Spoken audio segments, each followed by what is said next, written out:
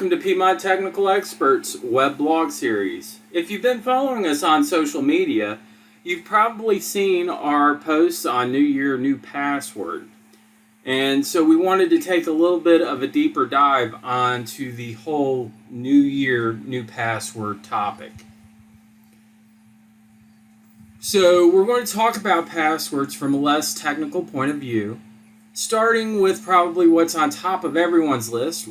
Why oh why are these darn IT guys keep making me change my password? Then we're going to talk about what makes a good password and what makes a bad password. Things you should avoid using for passwords. We're also going to talk about how many passwords you really need and the best ways to manage this multitude of unique passwords. So why do folks in IT like myself want you to change your password? Number one, every single password cracker is 100% effective given enough time. So staying with the same password is never recommended. Number two, the length, complexity, age, and uniqueness of a password can be tied to a number of things. More and more, companies are being required to carry cyber liability insurance, or they're at least wanting to carry that insurance. In that case, password changes are something the insurance company is likely going to want to know about and make sure that you're doing. Additionally, if you have a compliance standard that your company is needing to meet, like NIST or CMMC for government contractors, or PCI compliance for credit card processing, or HIPAA if you're in the medical field, password changes are either required or recommended by the compliance standard that your organization's trying to maintain. Number three, it's basic protection from hacking. So the chart to the right shows the amount of time it takes on average for a password cracker to crack a password. These are average times based on no criteria. If the hacker has a starting point, that time would be less than what's on the chart. But everything being a level playing field, they have no knowledge of your environment.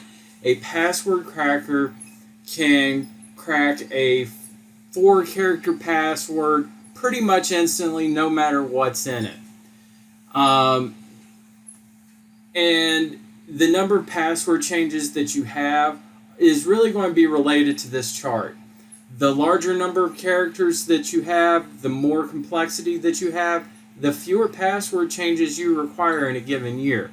The goal is that you're going to change your password before the password cracker can crack your password, essentially. So if it's going to take 7 months to crack a 10-character number and mixed case letter password, then you should probably be changing your password every 3 months as an example. All right?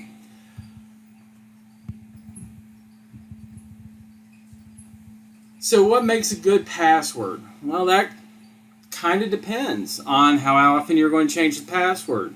So if you're changing your password for the first time in a long while, 1 year or greater, I would recommend using a password that is 11 to 12 characters long, using uppercase, lowercase numbers, and symbols or special characters, depending on how you refer to them. Obviously, nothing that you can look up in the dictionary. Hopefully, it is something easy for you to remember, but hard for anyone else to guess. So that means no family members, no pets, no birth dates, anniversaries, etc. You don't want to use the same password you use on other systems and websites on your work PC. Likewise, when you're talking about work websites, you really want to have a different login for those sites as well. Because if one site gets compromised, you don't want all your information compromised. Okay?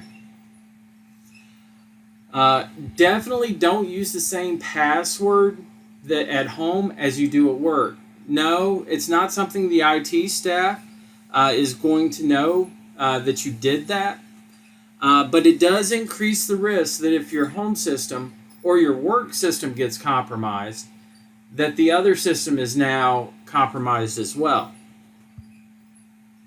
And finally, nothing that is written on a post-it note.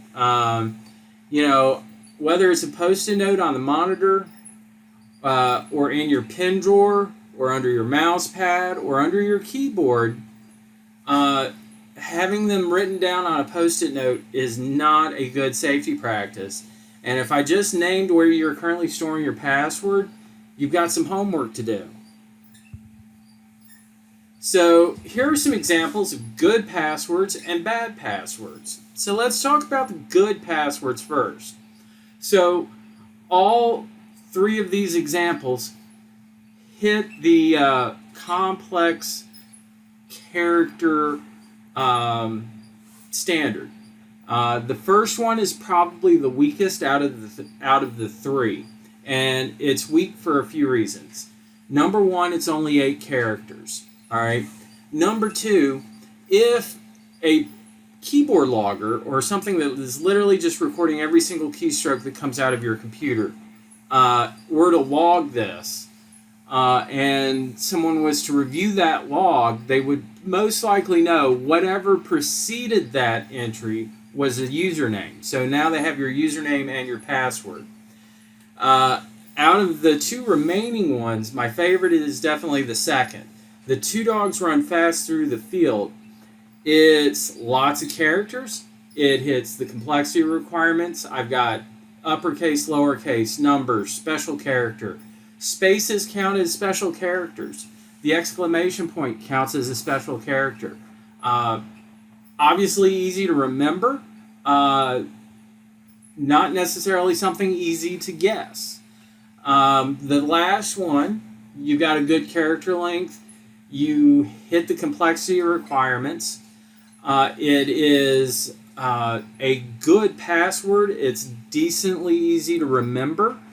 But it is all jumbled together. So at this point, it falls back to that keyboard logger. So that's where this one, to me, falls a little bit weak. Now let's talk about bad passwords. So if all you're using are numbers or characters, you need to get away from that and really move towards using complex passwords, just because of the amount of time it takes to crack an easy password. And literally just running through number combinations is kind of an instant thing for a computer program to do. So these other ones that are on this list, I'm going to skip over the ABC 1, 2, 3 for right now. And jump down to admin. If you are putting in a new device, whether it's a switch, whether it's a cable DSL router, anything like that, change the password. Don't leave the default password in place. A lot of systems, the default username is admin and the default password is also admin. So it's something that is usually tried pretty quick. On top of that, if I know the model of the device, I can do a quick Google search, and then I have the default username and password. All right, so on the other 3 here, ABC 1, 2, 3, password, and password.1. These are overly used passwords. The password is actually one of the most commonly used passwords on computers and internet sites to date. Websites are getting better about recognizing password and blocking people from using it. I know what you're saying. Password.1, that is a long password. It is complex. It has that dot in it. Why is this bad? Because people guess password. And password.1 is kind of been a known password set for a while now. So just because a password is complex doesn't make it a good password. You want to avoid commonly used passwords like password, the ABC123, password.1. All right? So things to avoid when choosing your passwords. Something that you're going to have to write down. When you're making it complex, you need to make it something that you can also remember, which is why I like passphrases. Passphrases are memorable. They stay in your mind. Don't use family members, significant details, names, birth dates, anniversaries. Those are all typically easy to find out information. If someone knows your name, they can, obviously start looking for your birth date if it's on Facebook. They can start finding out family information through social media. All that information is out there and searchable. And then don't keep a default password. We already talked about how that's easy to find on the previous slide, so we won't go into too much more detail on that. All right, how many passwords do I need? Well, that's kind of a loaded question. So my recommendation is a unique password for each environment you go into. Meaning you should have a unique password for your work machine. You should have a unique password for your home computer. You should have a unique password for each website you log into. And you should have a unique password for each application you access. If you have the same sign-on multiple systems, then if that password ever does get compromised, then the other systems are potentially compromised as well. Because it's not just, oh, I got into this system. It's, oh, I got into this system with this password. Let's see what else I can get into. So the exception to that is if you are using some kind of multi-factor authentication or two-factor authentication, that might offset some of what I just said here. Two-factor or multi-factor authentication we'll talk about on the next slide a little bit more, but essentially it's a second form of authentication that's going to add a layer of security to your user account and to your password. Okay, so how do I manage my passwords?